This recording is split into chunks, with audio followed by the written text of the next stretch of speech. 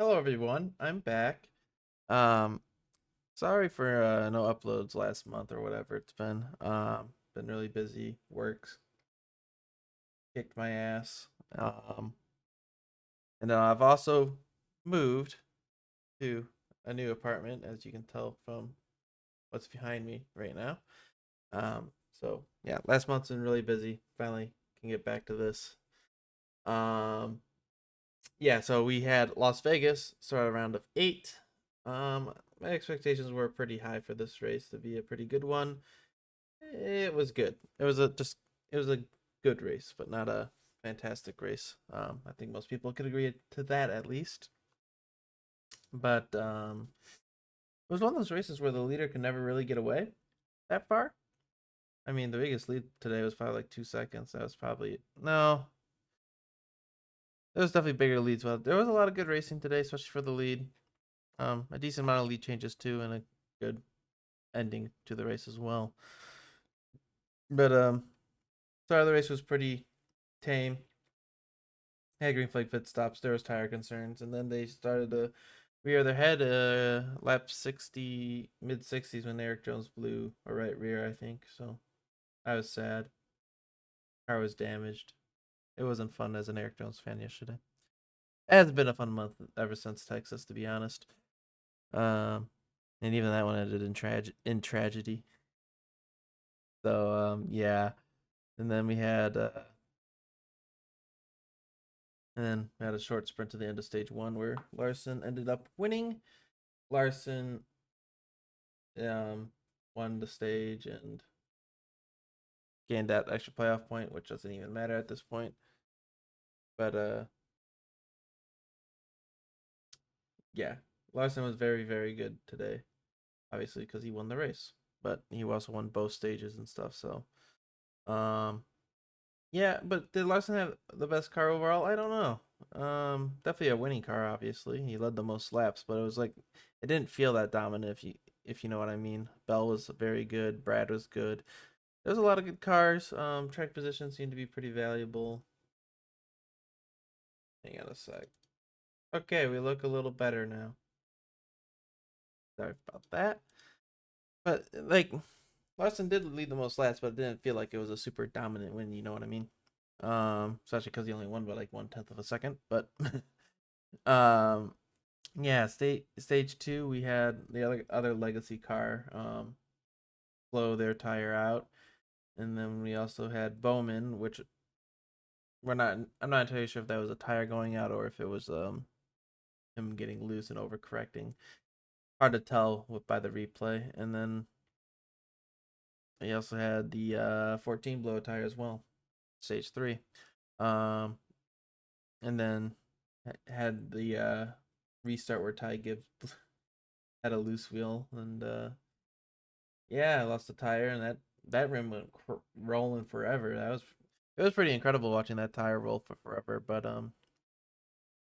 yeah, it wasn't a super eventful race. There was a lot of good racing, especially it was when Bell was leading at the start of stage three. There was like 6 cars all clumped up, and I was like, man, maybe Bell's holding up some people, but that's kind of it was really hard to pass. But Vegas is deceptively hard to pass because the bottom's got so many bumps and stuff. Um, yeah, that's a part of it. Like it's really, really, really hard to pass on the bottom there. Um, those bumps are brutal. I can even like doing iRacing. Like yeah, those bumps are really, really brutal. But obviously, post race, the news came out that Blaney failed post race inspection, which is pretty massive. He was 17 behind. I kind of already felt like he had the win just because the Fords just aren't that strong. He had a pretty good run today. Turns out it was because he was cheating. Well, the team was cheating, not the driver. I don't like to say the drivers cheat. It's teams to cheat because I highly doubt that drivers know what's going on. So very unfortunate for Blaney, but that's what happens when you break the rules of these in this day and age. Is NASCAR has zero tolerance for that, which I agree with fully. Um, Obviously, Larson is in by winning. Bell had a tremendous charge there at the end of the race. Heck, he needed one more lap. Maybe he would have won the race, but did not. Byron in by 11 now due to how it played out. Hamlin in by 4, Truex in by 3, Bell's out by 3. Truex still didn't look very good today. It was still his best run of the playoffs, which is crazy to say. Hamlin, not a particularly strong day either. Byron, not particularly strong either. Like, they did not have good days. The bubble got tighter between them and Bell. Bell had a really good day and still he finished second, and he got second and third in the stages, and he's still out, which is crazy, right? Tyler Reddick, not a very strong day either. I thought they would be a little better. Obviously, I think next week's the big week. I think next week at Homestead it's going to be the Tyler Reddick versus Larson battle for sure. For sure wasn't very great today either, and then obviously Blaney's screwed unless he wins. So, obviously at this point, we saw it last year. I mean, that winning this race is big, like really big. Um, Larson is obviously the favorite to win the championship now because he's got 2 weeks to just focus on winning that race. And we saw last year with Joey Logano, he won Las Vegas, and it was basically never in a doubt who had the best car at Phoenix. It was Logano. Well, Blaney's car was probably better, but you know what I mean. Logano was clearly the fastest car in the championship race, and it wasn't even close between the other three.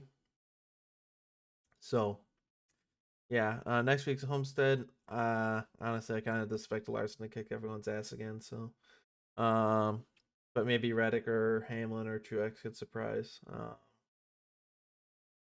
Yeah, next week should be a pretty good race though. So that's that. I'm back. Still getting used to everything and working everything out. So appreciate the guys that still watch, or if you do watch, appreciate it. If you like it, don't forget to like, subscribe, all that good stuff. And yeah, that was Las Vegas. It was a good race. Not much else to say though. Not a lot happened drama wise between for the playoff drivers besides the Blaney stuff after the race. So yeah, next week's Homestead should be a good one. Peace.